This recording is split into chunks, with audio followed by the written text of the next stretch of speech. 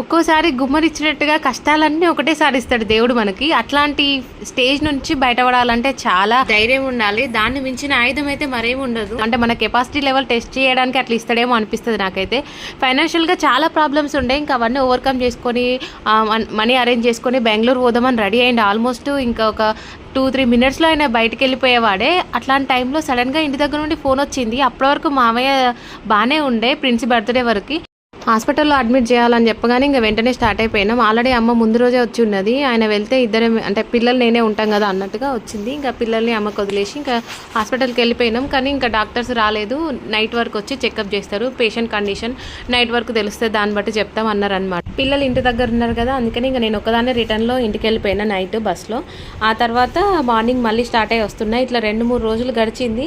Treatment అయితే చేస్తూనే ఉన్నారు. ఇంప్రూవ్మెంట్ కోసం ఎదురు చూస్తాను. రోహిణి హాస్పిటల్ నుంచి ఇంకా వేరే హాస్పిటల్ షిఫ్ట్ చేసినాం.